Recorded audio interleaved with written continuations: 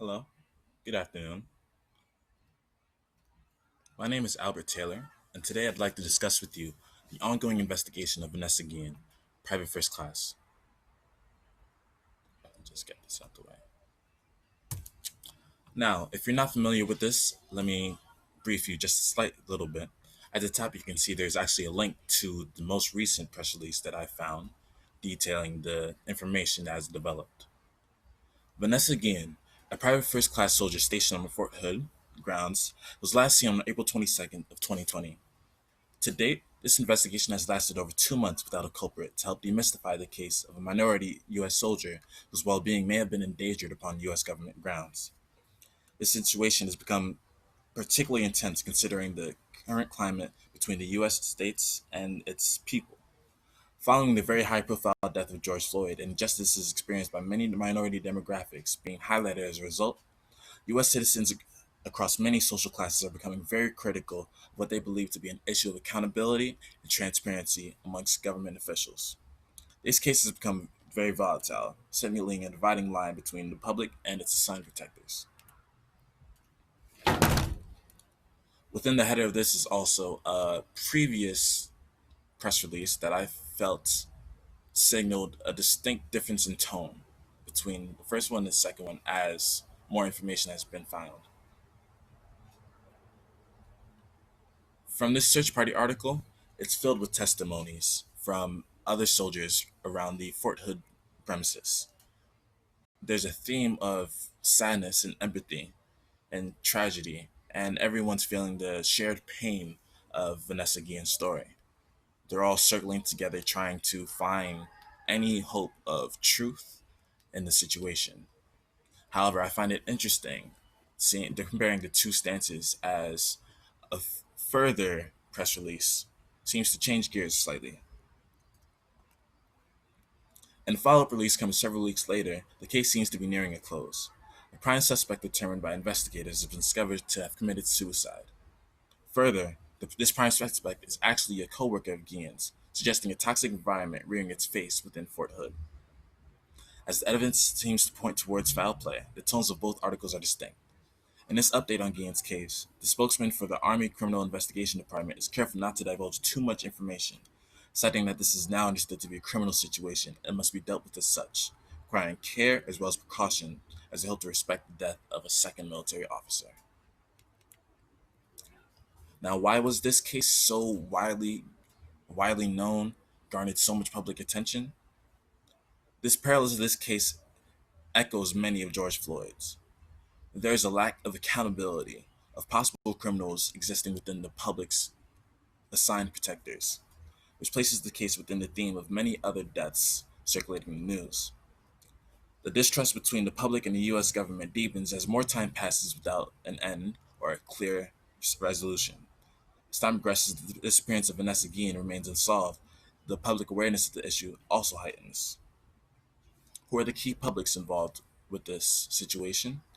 Typically, the general public is very invested in this. As such, media watchdogs are very keen on reporting on these high profile cases to give the people what they want. How did this situation harm or advance the topic's position in public eye? The extensive length of this investigation puts added strain on the relations between the people and the public. The lack of original coverage of Guillen's disappearance fits into the narrative that the large body of U.S. government officials do not prioritize the well being of minorities to humane standards. If I could describe the situation in one word, what would I say? I'd say it is definitely transcended to the level of a scandal. There's plenty of delay in backtracking within several testimonies, and the lack of a firm stance seems as though there's other things behind the scene that the public may not want to know, or that Fort Hood may not want the public to know in order to save face. And this has become more and more apparent, and it's a theme between other similar high profile cases.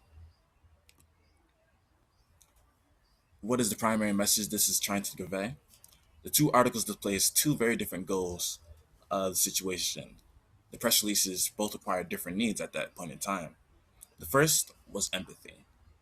As the search was in process, the search party article emphasized the collaborative efforts of Fort Hood soldiers, It positions its own sentiments to align with the public's at the situation, calling it a tragedy as the article conveyed sadness and also determination to find justice. However, as the second article shows that the culprit is actually a Fort Hood soldier, it seems as though the gears shift a bit. With the death of this prime suspect, the hope for justice to be delivered is not as practical, and it seems that several aspects, such as motive and appropriate punishments, that was very focused in the first article, the search party article, cannot be fully achieved, and has now died with the suspect. In order to prepare for a possible worst case scenario, the second article refrains from disclosing too much information. It adopts a more defensive face, wary of putting forth morals that may blow back in their faces in the future. Now, do I believe that these techniques have been successful? To a certain degree, I do. However, as of right now, it's a bit too preemptive to state the effectiveness of the situation, considering we don't know the true, or at least the final discoveries of this case. However, the current situation, the current press releases does not seem to ease the public unrest, something that I criticize these evaluations for, these press releases for. I believe that the absence of a firm stance on these consequences for the suspected parties harms their appeal to public pathos. Now, what I think could be done better, according to evidence available, the idea of foul play is a bit more than likely now, and thus it may be a good route to consider the reality and prepare accordingly, especially with the amount of publics involved, and especially since they are practically convinced of foul play as well. An improvement I could suggest would be a slightly more disciplinarian stance to assuage public fears, taking the side of public's emotions. In conclusion, as each day passes, the public unrest grows, and it seems as though this investigation will leave a large mark on the image of Fort Hood, a large and lasting one. In the lens of public relations, I feel that this is a lesson in crisis and damage control. The end truths are almost assuredly very damaging, but it will be up to Fort Hood representatives in minimizing this damage. For me personally, I believe that this is a very tragic and sad situation, and that grief is very real and can be can be shown through Fort Hood's representatives.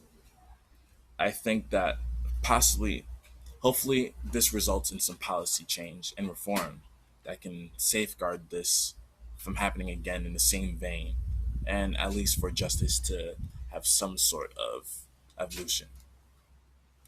And that will be all of my evaluation. Thank you for listening.